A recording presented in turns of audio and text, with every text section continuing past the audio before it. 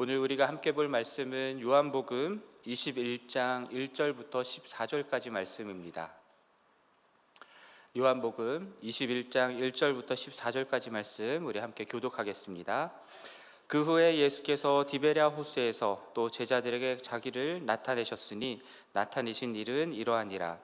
시몬 베드로와 디두모라 하는 도마와 갈릴리 가나 사람 나다나엘과 세베대의 아들들과 또 다른 제자 둘이 함께 있더니 시몬 베드로가 나는 물고기 잡으러 가노라 하니 그들이 우리도 함께 가겠다 하고 나가서 배에 올랐으나 그날 밤에 아무것도 잡지 못하였더니 서셨으나 제자들이 예수이신 줄 알지 못하는지라. 예수께서 이르시되 얘들아 너희에게 고기가 있느냐 대답하되 없나이다. 이르시되 그물을 배 오른편에 던지라 그리하면 잡으리라 하시니 이에 던졌더니 물고기가 많아 그물을 들 수 없더라. 예수께서 사랑하시는 그 제자가 베드로에게 이르되 주님이시라 하니 시몬 베드로가 벗고 있다가 주님이라 하는 말을 듣고 겉옷을 두른 후에 바다로 뛰어 내리더라. 다른 제자들은 육지에서 거리가 불과 한 50칸쯤 되므로 작은 배를 타고 물고기 든 그물을 끌고 와서 육지에 올라보니 숯불이 있는데 그 위에 생선이 놓였고 떡도 있더라. 예수께서 이르시되 지금 잡은 생선을 좀 가져오라 하시니 시몬 베드로가 올라가서 그물을 육지에 끌어올리니 가득히 찬 큰 물고기가 153마리라.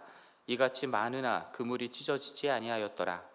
예수께서 이르시되 와서 조반을 먹으라 하시니 제자들이 주님이신 줄 아는 고로 당신이 누구냐 감히 묻는 자가 없더라.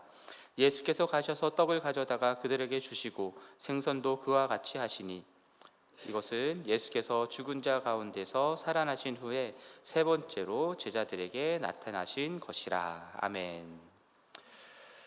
자, 요한복음 이제 마지막 장을 묵상하게 됩니다. 20장 말씀에서 제자들은 십자가에서 비참하게 죽었다가 다시 살아나신 예수 그리스도를 직접 보고 만지게 되는 그런 은혜가 있었습니다. 직접 확인하기 전에는 믿지 않겠다 했던 도마도 있었지만 그 도마 역시도 부활하신 예수님을 만나고는 나의 주님이시오 나의 하나님이십니다 라는 고백을 하게 되었었죠. 그런데 여러분 요한복음 20장 말씀 제자들이 예수님, 부활하신 예수님을 만나는 이 장면들을 읽으시면서 좀 이상한 점 발견하지 못하셨습니까? 저는 한 가지를 발견했는데 그 장면들 속에 베드로에 대한 언급이 없다라는 겁니다. 여러분, 베드로 우리가 어떤 성격인지 잘 알고 있잖아요. 성격 급하고요, 나서기 좋아하고 오버하기 좋아하는 그러한 베드로의 평소 성격대로였다면 부활하신 예수님이 제자들이 있는 곳에 나타나셨을 때에 어떻게 했었을까요? 오버했을 겁니다. 기뻐하면서 예수님이 나타나셨다 하는 이런 기록들이 요한복음에 기록되었어야 했습니다. 20장 초반에서 빈 무덤을 확인할 때까지는 베드로가 등장하는데 20장 후반부터 예수님이 나타나시는 그때부터는 제자들이 집에 모여있는 중에 예수님이 나타나셨을 때에도 베드로에 대한 언급이 전혀 없다라는 것 이상하지 않으십니까? 베드로가 그 자리에 없었던 게 아닙니다. 분명히 있었습니다. 부활하신 예수님을 만났으니 기뻐하고 예수님을 위해서 내가 무언가라도 하겠다라고 나섰어야 했는데 그런 내용이 하나도 기록되어 있지 않습니다. 그렇게 부활하신 예수님을 직접 만났다면 베드로뿐만 아니라 제자들에게도 어떠한 분명한 변화들이 생겨야 했었을 것 같은데 그렇지가 않습니다. 오늘 본문에 의하면 베드로와 제자들이 오히려 그냥 갈릴리로 돌아가서 나는 물고기 잡으러 간다라고 하는 그런 장면을 보게 됩니다. 그러고 보면 요한복음 20장에서 부활하신 예수님을 만나는 장면에서 베드로가 전혀 언급되고 있지는 않은데 오늘 우리가 묵상하고 있는 21장, 이 21장 전체는요 온통 베드로 중심으로 쓰여 있는 것을 우리가 보게 됩니다. 즉 부활하신 예수님을 만났음에도 변화되지 않았던 베드로가 요한복음 21장에서 세 번째로 예수님을 만나게 되는 그곳에서 변화되는 이야기, 그것이 바로 21장의 내용이다라는 거죠. 베드로의 변화되어야 했던 그 문제가 무엇이겠습니까? 다른 제자들이 다 예수를 배반해도 나는 그러지 않을 것이다 라고 호언장담했던 사람이 베드로였습니다. 그런데 그런 베드로가 예수님을 3번이나 부인했던 것, 그 사실로 인해서 스스로 예수로의 제자로서의 자격이 없다라고 생각했을 것이고, 부활하신 예수님이 나타나셨을 때에 그 얼굴 보기가 민망하고 너무나 죄스러워 했었을 것입니다. 부활하신 예수님을 만났다고 한다면 당연히 이러한 자신 안에 있는 죄책감의 문제도 해결됐어야 했을 텐데 그렇지 않았던 겁니다. 오히려 부활하신 예수님을 만났을 때 내가 예수를 3번이나 배반했다라고 하는 사실, 부인했다라고 하는 사실이 더욱 선명하게 떠오르고 더욱 괴로웠을 것입니다. 그랬기 때문에 부활하신 예수님이 제자들에게 나타나셨을 때에 베드로는 반갑고 기쁜 마음이 있었겠지만 그것을 표현할 수 없었고 오히려 얼굴을 못 들고 한쪽의 구석에 숨어 있진 않았을까라는 상상을 해보게 됩니다. 그런 베드로를 예수님께서 다시 찾아가시는 내용이 21장의 내용입니다. 그리고 베드로가 가지고 있었던 그 모든 죄책감의 문제들을 회복하시고 해결하시고 예수님과의 관계를 회복하며 다시금 제자의 삶을 살아갈 수 있도록 그에게 사명을 주는 내용이 21장의 내용입니다. 그 중에서 오늘 본문은 예수님이 베드로와 제자들에게 아침을 먹이는 내용이 나와 있죠. 이 일을 통해서 예수님은 베드로를 새롭게 회복시키고 있는 것을 보게 되는데 오늘 그 내용들을 살펴보려고 합니다. 앞서 말씀드렸던 것처럼 베드로와 제자들이 갈릴리로 돌아가게 되죠.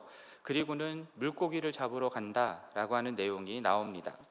배를 타고 디베랴 호수로 나갔고요. 밤새 그물을 내렸지만 물고기를 한 마리도 잡지 못하는 그런 상황이었습니다.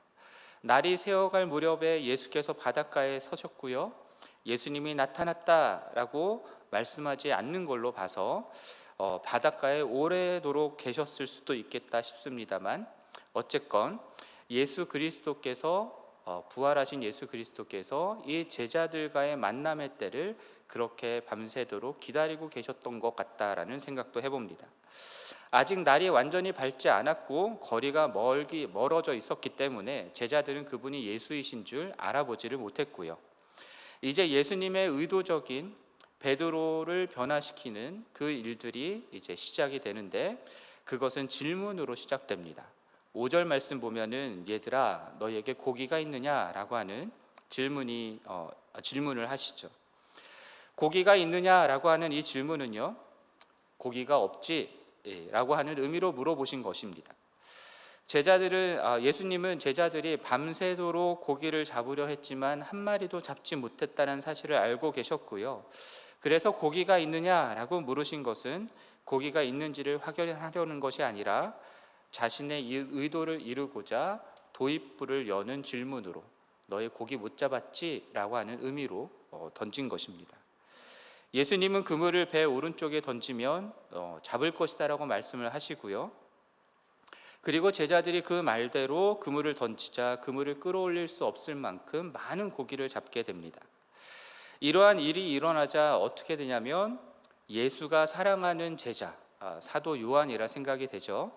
이 사도 요한은 바닷가에 서서 말씀하고 계신 그분이 주님이시다라는 사실을 알아채게 됩니다. 그리고 베드로에게 말하게 되죠. 어떻게 눈치를 채게 되었느냐라고 하면 아마도 예수님이 베드로와 처음 만났던 때 그때의 사건과 지금 유사한 일들이 일어나고 있기 때문이었던 것 같습니다. 누가복음 5장 말씀을 보면은 예수님이 밤새도록 수고했지만 잡은 것이 하나 없이 돌아왔던 베드로에게 그의 배를 빌려서 말씀을 전하는 장면이 나오고요. 그 말씀을 전한 후에 베드로에게 깊은 데로 가서 그물을 내려 고기를 잡으라 라고 하는 말씀을 하셨습니다. 그 말씀 후에 베드로가 순종해서 그물을 내렸을 때에 그물이 찢어질 만큼 많은 고기를 잡았다라고 하는 기록이 나오거든요. 그때 베드로가 고기를 배에 올리는 것을 도와달라고 동료들을 부르는데 그 동료 중에 한 사람이 바로 사도 요한이었습니다. 이 사건이 떠올랐던 것이죠. 그리고 이 사건이 베드로의 변화에 있어서 중요한 이유가 있습니다. 이것은 베드로가 예수 그리스도를 주님으로 처음 고백하게 된 그 계기였기 때문입니다. 누가복음 5장 8절 말씀을 보면은 이러한 기적을 경험했던 베드로가 예수님께 했던 고백이 이것입니다. 예수의 무릎 아래 엎드려 이르되 주여 나를 떠나소서 나는 죄인이로소이다. 예수님은 밤새 고기를 잡으려 했지만 한 마리도 잡지 못한 베드로에게 베드로가 처음 예수를 주로 고백하게 되었던 그때를 떠올리는 이 사건을 의도적으로 일으키신 것이고요. 그렇게 예수가 너의 주님이시다, 너는 그 앞에 죄인이다 라고 하는 사실을 기억하게 하셨던 것입니다. 그러나 여러분, 베드로가 예수를 3번 부인했기 때문에 죄인이다라는 게 아니에요. 그는 애시당초 하나님 예수 그리스도 앞에서 죄인이었던 사람입니다. 그가 죄인임에도 불구하고 예수님은 그에게 찾아오셔서 그를 부르시고 그를 제자로 삼으신 것이죠. 그가 3년간 예수를 따르는 제자일 수 있었던 것도 그가 죄인이 아니라 의인이었기 때문이 아니라 여전히 죄인이었고 부족한 것이 많은 사람이었지만 예수 그리스도께서 그를 찾아가 은혜와 사랑을 베풀어 주셨기 때문에 그러한 제자로서의 삶을 살 수 있었던 것입니다.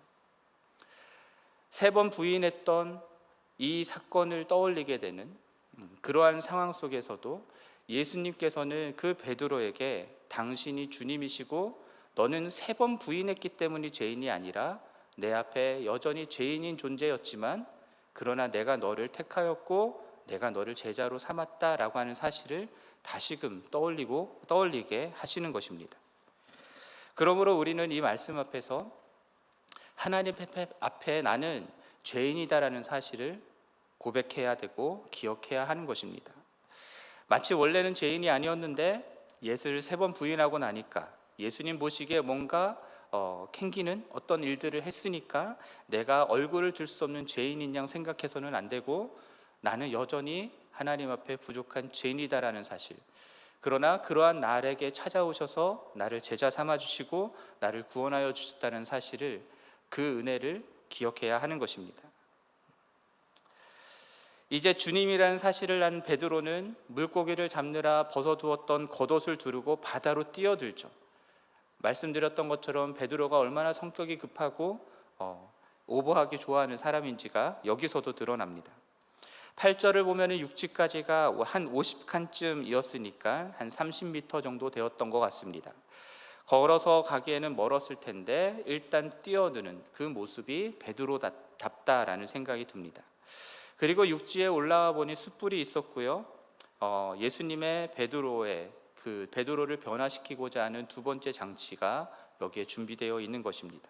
숯불. 다른 제자들이 작은 배를 타고 육지에 올라올 때까지 시간 차이가 좀 있었을 것이고요. 주님이라는 말씀을 들었을 때 앞뒤 가리지 않고 물에 뛰어들었던 베드로라면 7절과 8절 사이에 주님과 베드로 사이에 무슨 대화라도 있었을 것 같은데 그거에 대한 언급이 하나도 나와 있지 않습니다. 저는 왜 그러냐라고 생각했을 때 그 이유는 숯불 때문이었다라는 생각을 해봅니다. 대제사장의 집에서 예수의 재판이 일어나고 있었을 때 베드로는 안뜰까지 들어가서 종들과 경비병들과 함께 있었는데 그때에 숯불을 피워놓고 불을 쬐고 있었거든요. 그리고 그러한 가운데 예수를 3번 부인하는 일이 있었던 것입니다. 그러니 부활하신 예수님이 왔는데, 그래서 육지에 올랐는데 숯불이 피워져 있는 것을 보니 무엇이 생각났겠습니까? 자신이 예수님을 부인했던 그 장소가 떠올랐을 것입니다. 예수님이 베드로에게 정죄감을 주기 위해서 이 숯불을 피워놓았던 것일까요? 그렇지 않죠. 예수님은 숯불을 피워놓고 생선과 떡을 구워서 아침을 주고자 하셨던 것입니다. 밤새도록 고기잡이를 했으나 한 마리도 잡지 못한 제자들의 허기진 배를 채워주고 차가워진 몸을 따뜻하게 녹여줄 수 있도록 숯불을 피우고 아침밥을 준비하셨던 것입니다.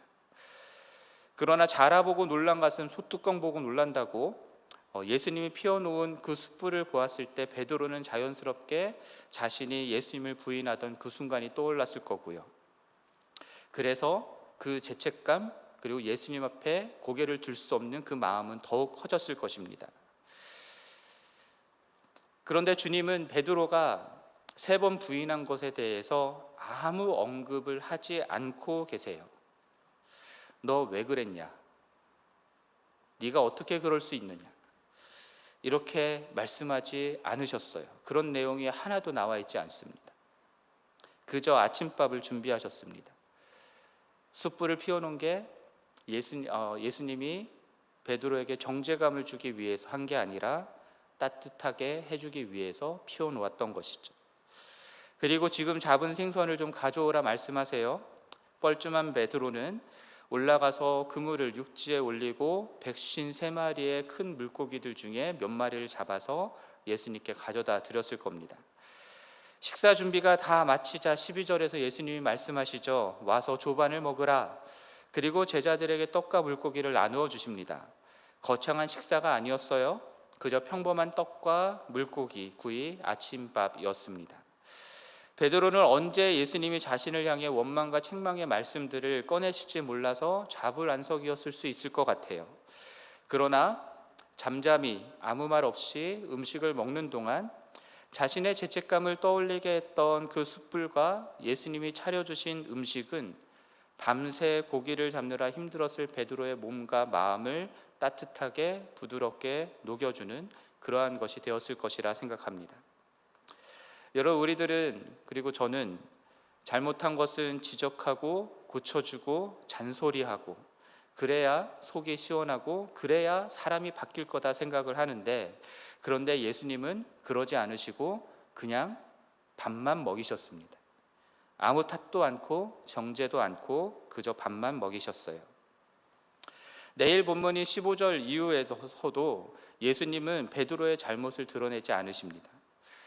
8장에서 가늠한 여인이 잡혀왔었을 때에 그를 정죄하지 않으셨던 것처럼 예수님은 베드로를 정죄하지 않으시고 베드로가 지었던 모든 죄를 그 크신 사랑과 은혜로 덮어주고 계신 거예요. 죽은 자 가운데서 살아나신 예수님을 다시 만났지만 베드로는 여전히 그 마음 가운데 죄책감을 가지고 있었고요. 그런 베드로를 알고 있었고 그 문제를 해결하기 위해서 예수님은 베드로를 위해서 3번째 나타나셨고 그러한 베드로를 찾아가셔서 지금 이러한 일들을 하고 계신 거라는 거죠. 그렇게 자신을 먼저 찾아와서 아침밥을 먹여주시는 그 예수님을 만나고 그 예수님의 사랑과 은혜를 경험하게 되었을 때에 비로소 베드로는 죄책감으로부터 벗어날 수 있었습니다. 여러분, 그러한 자신의 죄와 허물을 덮어주시는 예수님의 사랑과 은혜를 경험했던 베드로가 베드로전서 4장 8절에서 이러한 고백을 쓰죠. 무엇보다 뜨겁게 서로 사랑할지니 사랑은 허다한 죄를 덮느니라. 베드로가 어떻게 이러한 고백을 할 수 있었겠습니까? 예수님을 3번이나 부인했던 그러한 죄인이었는데 그러한 죄를 드러내지 않으시고 정죄하지 않으시고 그 큰 사랑과 은혜로 덮어주시며 아침밥을 먹여주셨던 그 예수님의 사랑과 은혜를 경험했기 때문에, 허다한 죄를 덮는 그 사랑을 경험했기 때문에 그 초대교회 사람들을 향해서 무엇보다 뜨겁게 사랑하라라고 권면할 수 있었던 것이라 생각합니다. 그렇게 우리를 위해서 십자가에서 죽으시고 부활하신 예수님을 만나고 믿음으로 구원을 받은 그리스도인이라고 한다면, 내 모든 추악한 죄악을 덮으시는 십자가와 부활의 예수 그리스도의 사랑과 은혜를 경험하여 아는 그리스도인이라고 한다면, 그러한 그리스도인의 삶에서 나타나는 가장 큰 특징은 무엇이어야 하겠습니까? 형제자매의 허다한 죄를 덮는 그러한 뜨거운 사랑이라고 생각합니다. 우리 교회가, 그리고 우리 모든 성도들이 이렇게 서로의 죄를 덮으며 뜨겁게 사랑하는 교회이기를 바랍니다. 서로의 죄를 드러내기보다, 정죄하기보다 그 죄를 덮으면서 따뜻한 밥 한 끼 나누는 그러한 교회가 되기를 바랍니다. 그러한 우리 교회를 통해서 죄 많은 이 세상의 수많은 사람들이, 나는 죄인이어서 감히 예수님 앞에 나올 수 없다라고 말하는 많은 사람들이 십자가에서 죽으시고 부활하신 그 예수 그리스도의 사랑과 은혜를 맛보아 알게 될 것이라 믿습니다. 그리고 그들 또한 예수 그리스도의 그 사랑과 은혜를 깨닫고 알게 되었기에 예수 그리스도를 따르는 제자가 될 수 있으리라 믿습니다. 우리 교회가 이 세상 가운데에 이러한 예수 그리스도의 사랑과 은혜를 나타내는 교회가 되기를 우리 주님의 이름으로 간절히 축원합니다. 함께 기도하겠습니다. 하나님 아버지, 예수 그리스도의 부활하심을 알면서도 보면서도 감히 그 앞에 나서지 못했던 베드로의 모습, 그리고 그러한 베드로를 찾아가셔서 그의 모든 죄책감을 덜어내시고 다시금 예수 그리스도의 관계를 회복시킨 그 예수 그리스도의 은혜와 사랑을 오늘 말씀을 통해 다시 한번 묵상합니다. 하나님, 우리에게도 찾아와 주셔서 우리의 모든 죄를 해결하여 주시고 하나님과의 관계를, 예수 그리스도의 관계를 회복시켜 주심에 감사를 드립니다. 그 뜨거운 허다한 죄를 덮는 사랑과 은혜를 경험하였기에 형제 자매들을 뜨겁게 사랑하는 우리 교회가 될 수 있게 도와주시고, 그러한 우리들을 통하여서 이 세상의 많은 죄인들이 주님께 돌아오고 주님의 그 사랑과 은혜를 경험하여 알게 될 수 있도록 역사하여 주옵소서. 이 모든 말씀 우리 주 예수 그리스도의 이름으로 기도드립니다. 아멘.